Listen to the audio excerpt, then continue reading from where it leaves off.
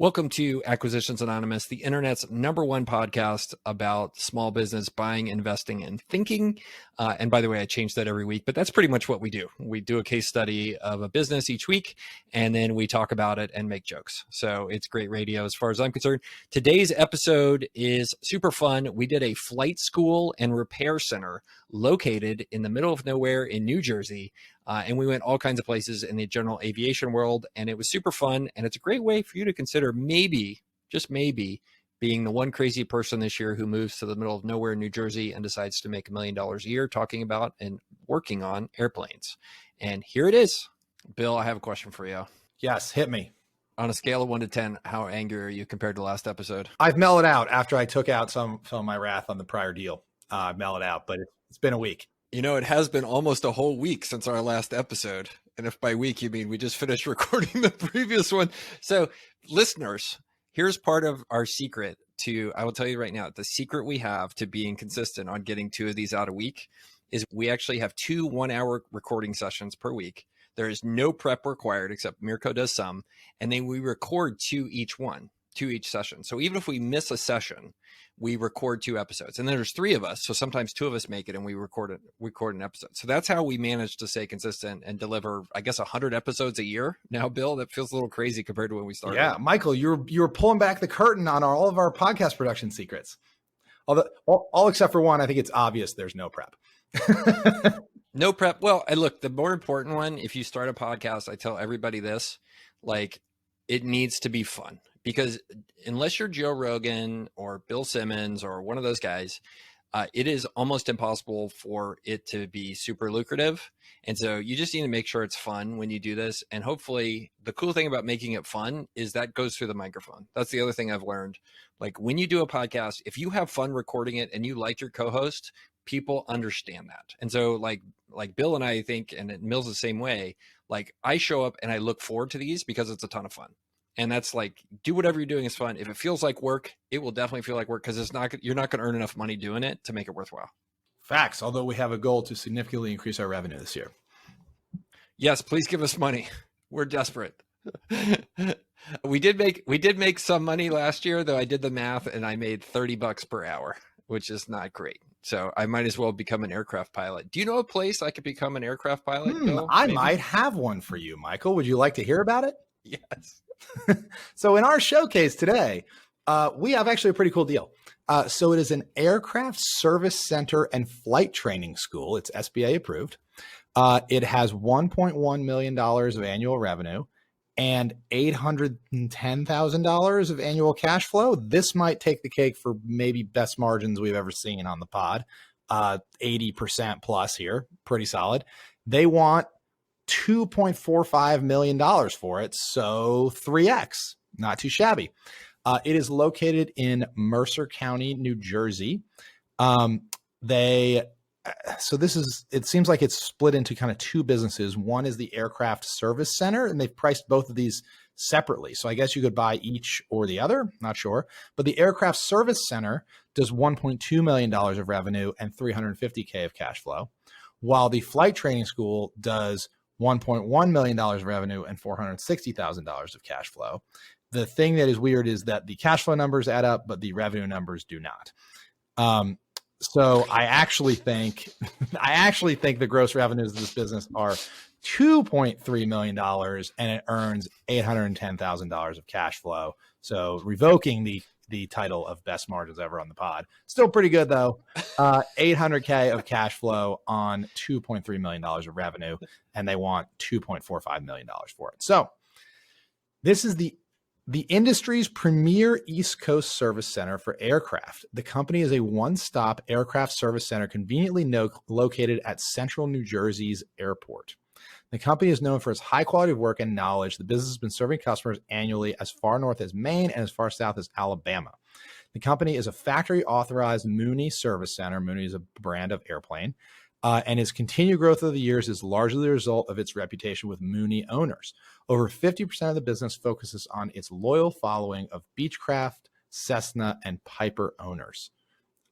Services include annual inspections and maintenance, pre-purchase evaluations and inspections, major airframe structural and sheet metal repairs, aircraft new weight and balance calculations, glass and speed modifications, upholstery and carpet refurbishment, custom instrument panels and upgrades, fuel tank repairs, and ferry/recovery. The flight school has been in business for 14 years and services students and renters in the tri-state area. There are 2 full-time dispatchers and a total of 12 instructors who communicate, educate, and provide high-quality flight instruction. They have long-standing partnerships with the Flight School Association of North America. Republic Airways and Piedmont Airways have helped keep our company extremely busy. They are hyper-focused on client retention and acquiring new students with little advertising other than social media platforms. I don't know where else one advertises these days anyway, but okay.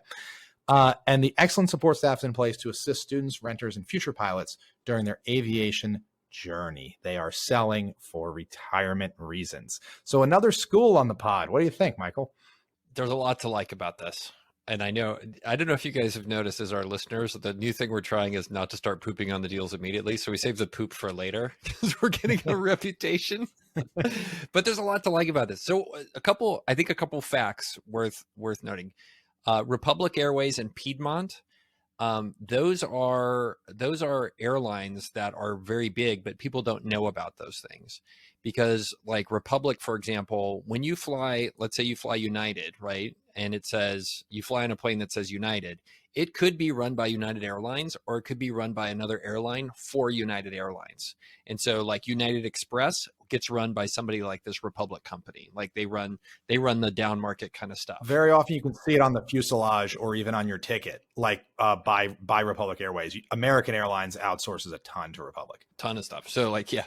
And generally the way to tell is if you're in a small ass airplane, probably it's being run by Republic. It has a propeller or like, busted up stuff, or one of these guys, like they're low cost and they run the small planes on behalf of American. And a lot of those pilots are in there getting their hours so they can eventually go run the flagship stuff. Right. And like, there's a whole unique kind of world of the way seniority works and how you get the best routes. And like, you can go and kind of tell when you're flying an airline, like, let's say you go overseas, the most desirable routes, you'll go in there. And I've gone on some with like American, and the flight attendants and pilots are all like in their 60s and 70s because they're the most senior routes, right? And you think about it, like the people working for these airlines, they only get paid when the airplane is flying. So do you want to do San Antonio to Houston, which is a 35-minute flight over and over again? Or do you want to do Paris to LA?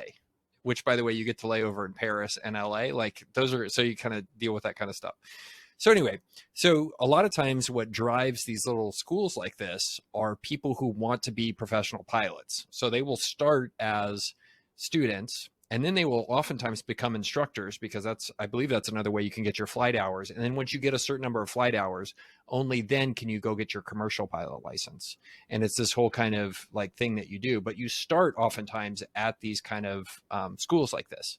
So look, I think the thing, by the way, that was just a huge rant. So I will pause now, Bill. Go ahead.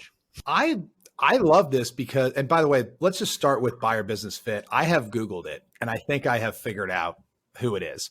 It operates, and I don't know if I feel like we should drop their name on the pod or not, but it operates out of Central New Jersey. It is obvious from their website that the founder, the guy who's retiring, I believe him. He is retiring. He looks like he's older now, but he has been in aircraft like forever, for decades. Like there's a picture of him. The Wright brothers? Yes, it's owned by the Wright brothers.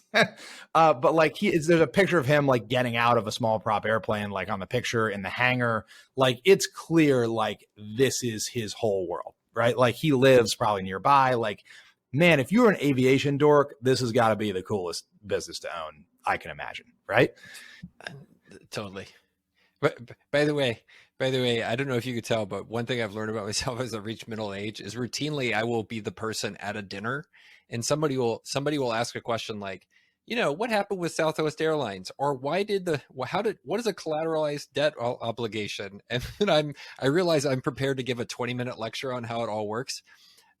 True thing I've learned in middle age, Bill. No, I'm still in the middle of a Shaggy Dog story. Please. But true thing I've learned is some people don't want to hear 15-minute lectures. They're just asking rhetorically to start a conversation. So anyway, now routinely somebody will say like, what happened to Southwest Airlines? And I'll go, do you really want to know? And my wife's eyes will get like saucers. She'll be like, say no. You got to make sure you really want to know, because they know they're going to figure it out. Anyway. So Yeah, I think this is like if you're going to get into a business like this is precisely one where you need to love all of this general aviation stuff, right? Like I have buddies that are into it. And I don't know if I told you, Bill, I actually went and considered getting a private pilot license and did the whole tour and like hung out in places like this, costed it out. I mean, the cost was fine. I mean, I ended up not doing it because I realized when you try to become a private pilot, there's this inflection point where you need to make sure you spend a minimum amount of time flying and developing yourself and making sure your plane isn't going to fall out of the sky, or you run a very high risk of killing yourself. And that's what I realized, like, oh, you know what? I should just be riding bicycles where the biggest risk I run is running into a tree, which is much different than, hey, I just ran out of gas over the Gulf of Mexico, which is definitely a Girdley problem that could happen. But like the guys that hang around these places, like you have to be wanting to be part of this whole thing. You have to love to talk about aviation. You have to be very excited to, deal with the difference between a Cessna 172 aileron and the 172B, and should you turbocharge it, and what kind of paint should you use, like aircraft weight and balance calculations. You have to love that stuff to get into this business. But it has the best thing about it, which is like people die or live based on how well that airplane performs. And that causes them to spend money to make sure it's done very, very right, both from an operation standpoint and from an equipment standpoint. Yep. Yep. Now, I also love about this business, it seems like they've got some certification from Mooney and some reputation out there. I mean, it's been open for decades, and people that are in this industry, private pilots, they're almost like intense hobbyists too. Like they're probably used to stopping here. They gas up. They know if they got a problem, I'll just go over to these guys in Central Jersey and they'll take care of my aircraft. On their website, they're brokering lots of aircraft for sale. Like it's clear that like they've got their fingers in every little thing in kind of the Northeast or the East Coast around, aircrafts this size. There is, and you're in a good place. You're halfway between Philly and New York, in Central Jersey. Great place to stop, away from the very crowded airports. So anyway, I'm sorry to start talking over you again with a Girdley dinner lecture. Unlike the prior episode that we did where I could just call the franchisor and get another franchise, it's very hard for me to open up an entire airport next to you and compete, right? Like there's definitely some lock-in here. There's a moat, I would think. Now, not that there aren't other airports, but they're probably not making a lot of new airports. I mean, I even wonder like when the most recent airport in the entire United States was built. It sounds like a zoning and environmental nightmare. So I think there's probably about as many as these things as they're going to be. Is that right? It's actually super easy, actually. Really? Like, yeah. You just get enough land, you can start an airport anywhere. I mean, I'm being reasonable within FAA regulation, all that stuff, but like literally, like, there's you just go build an airstrip, and there's people that do this too. Like you can build basically an airstrip out in the middle of nowhere, and then you can build houses around it. So people have these like fly-in cottages. One of my old bosses used to do that. He would fly from San Francisco up to Oregon, and it was really super neat. And our buddy who owns Freight Waves, he's doing precisely that in terms of his development. Craig and his team doing it out in Tennessee. They're like building like a 200 acre complex where you can like have an airport and fly in and hang out with the other airport nerds. He owns Flying Magazine too, which is like super cool. But I think you bring back this point, which is like, it ties back to like, why do like the guys who own the Toyota dealerships, why do they own NBA teams, and the guys who are doing like the used car sales on the side of the road, why do they like drive jalopies? And the reason is because of the nature of this branded stuff. Like these guys are theoretically a dealer for Mooney parts. So if you own a Mooney plane and you don't want your engine to stop when you're out over the Gulf of Mexico, or in this case, the Atlantic Ocean, are you going to save $3 to buy a slightly cheaper part from an OEM who made it off the shelf? Or are you going to go buy an authorized Mooney part? And like, that gives you so much margin. If you're the only place that's selling Mooney parts in the area, like it's just great. And it's the same reason why the Toyota dealers are rich and I'm not, right? Yeah. It's because of precisely that. Like you don't want your Toyota to run into a brick wall. Like you're definitely going to buy the factory made like Toyota, eyesight equivalent type thing, or steering wheel. And same thing goes here. In terms of this service center, which I think is, if you look at it like cash flow wise, like pretty darn good in terms of what they're doing, right? $350,000 in cash flow for an $850,000 price. Like Solid. I like that. Yeah. Let's touch on not just the service center, but the flight school, because I think there's a lot to like here, especially at the bottom of the listing where they talk about how they are partnered with Republic and Piedmont Airways. And they've just got a steady stream of new students showing up to take their flight school. Like, that is the gravy train right there. Yeah. Well, and then some of these schools are accredited, if memory serves, so you can actually do Title IV funding, which is kind of the government back loans for this stuff. So that can be really interesting. Then there's a never ending, just stream of middle-aged dudes, mostly. I mean, I know there's ladies, but this is mostly a male-oriented hobby, who are coming in, dropping $500,000 or more on a plane, and they need to learn how to not kill themselves and totally nerd out about it. And that could be 25, 50 or more $100,000 in terms of, training that you need to buy to go through all of ground school, your basics, instrument, dual engine, if you decide to do that kind of stuff. Like, those are all things where people can spend some real money on it. And then the other interesting side of it, Bill, I think, is they talk about having 12 instructors. Like, there are a bunch of old grizzly dudes who have been instructors forever. And they know they don't make much money doing this, but man, they love just getting in there and helping people become, a flyer like them. And it's just really interesting when you see it happen. Michael, what do you think? Where do you think this industry, kind of hobby private aviation, is going? Because you mentioned it's a bunch of young middle-aged to older guys. I don't hear of a lot of 25 to 35-year-olds, getting their flight license. Or where do you think, is this a dying industry? Is it a growing industry? Is it flat? I don't know how to really forecast, the future of hobby aviation. So you're saying millennials are to blame for this too? Is that what you're saying? The millennials are killing private aviation. This is ridiculous.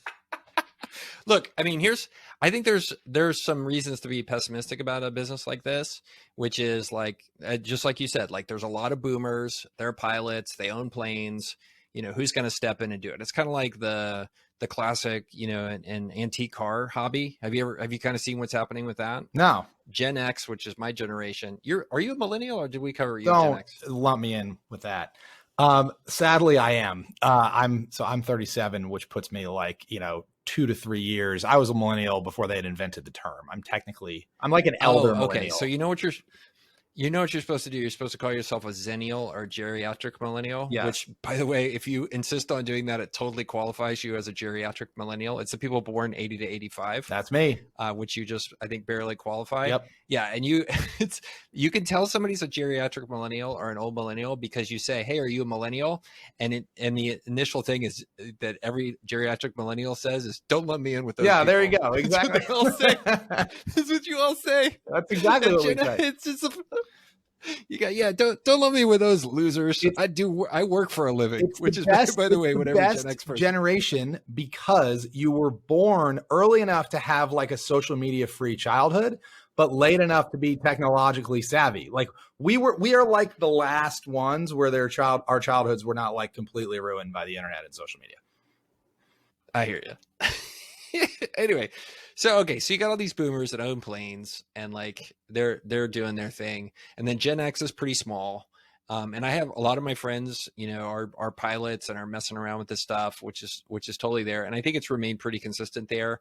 And then the great thing I think for this industry is millennials are just getting to a point right now where you guys are starting to make a bunch of money. I can't believe you guys, me. Yeah, I'm lumped me in. You know about. You lumped me in. There are judgment-free zones. This is not one of them. Yeah, this is whatever a judgment-free zone is, you ain't in it. Anyway, your terrible generation of lazy people is but it's really big. There's a bunch of you, you're the second biggest generation behind the boomers. You're getting ready to have a bunch of money and more time, right? Your kids are pretty young right now. You're going to start looking like me, where I will go out and bike ride for 4 hours in the morning and come back and my kids will still be asleep. Right. Because it's they're teenagers. That's what they do. So I think that there's a lot of reason to be very optimistic about this. The rate may not be very high for millennials wanting to get into aviation, but you guys are starting to hit the time in which this generation is going to have a bunch of money and is going to have a bunch of time to spend on this, which is the biggest problem with general aviation. You have to spend hundreds of hours a year to make sure you don't kill yourself. which is kind of the calculus that I did and why I didn't do it. I was like, oh, this is terrible. Yeah, no, me too. But like the convenience though, I mean, so like I have friends that own their own planes, makes them sound very douchey, but like we're talking about like these things cost less than $100,000. They're like flying tin cans, right? But it's so convenient. Like you can be like, do you want to go to DC for lunch? And you can just go. And you're there in an hour or so. Like it's amazingly convenient. You can go to rural places where there's without good airports. You can live in a rural place and like take your own plane to a larger airport. It seems like a freaking cheat code for life, except occasionally you die. And sadly, one of my friends did die in a private aviation he crashed his airplane. So it totally happens. Totally happens. That's why I didn't do it. Yeah, that's a problem for this. Like super dangerous. Okay, so there is a solution for this, but you have to throw a little bit of money at the problem. Here's the solution. You own one of these planes, okay? But you see those 12 instructors that this school has? Those people are happy to get paid to fly. And it is legal for you to pay them to fly you in your plane to wherever you want to go. And so I know a guy here in San Antonio. Listen to this story, Bill. You'll appreciate this quality of life. He owns a plane here in San Antonio. It's a twin engine prop plane, and he lives here in San Antonio. Well, guess what? He wants to make a bunch of money. So he owns a law firm in Dallas. He has somebody, one of the instructors at one of these schools, flies him up in his plane, 45 minutes, drops him off at the Addison Airport or the Dallas Love Field Airport. He has a car there. He drives to his office, spends the night in his apartment 4 nights a week, and then flies back on Friday morning because the guy who's his instructor flies him up there, drops him off, flies the plane back, parks it, and then does the same thing again twice a week. So he basically spends probably 3 times what he would spend if he was doing that on Southwest Airlines without all the delays and mess. But he basically saves like 80% of the time and 100% of the convenience. So like that's the hack. And I know people that do this, including this guy. And it doesn't seem that expensive. Like, cause these planes can cost, less than $100,000 easily. And it's the crazy thing about planes. Oh, I'm sorry. Well, and so what? Then you got to buy a used car on the other end. So like you can set this thing up for probably $100,000, and then it's just the cost of the guy's time and gas. 100%. Yeah. I mean, the crazy thing about planes is you can get one for 25 grand or you can get one for 25 million and everything in between. It's not like cars. Like it's just this crazy thing. Like you go on some of the listing sites for these planes and you're like, how's this $25,000? It's because it's a 1955 Piper Cub and it hasn't been updated since then. So good luck. Good luck with whatever you're going to be flying it. But yeah, it's not as stupid as expensive as people think, but it's not nothing. Yep. Sweet. Well, I like this one. I mean, I think that for the right person, if you're into aviation and you live in New Jersey, you want to make $1 million a year nerding out about airplanes. This is SBA pre-approved. It's probably stable. Rock and roll. Super fun. I mean, except for the fact you got to live in rural New Jersey. It sounds great. That's why I qualified. You already live in New Jersey. Oh, yeah. All right. Cool. Well, let's wrap this one up. This one will be in the newsletter if you want to check it out. It's located in Mercer County, New Jersey. If you enjoyed this podcast, including me insulting Bill for being a millennial, please do me a favor and open up your podcast app and leave us a review, hopefully something that rhymes with Jive Stars. And please consider shopping with or telling somebody about our sponsor for today, which is CloudBookkeeping. They have been a great, super duper supporter of us. They pay for a lot of the production we're doing, so you don't hear us, sneezing into the microphones and stuff. So anyway, review CloudBookkeeping, and we'll see you next week.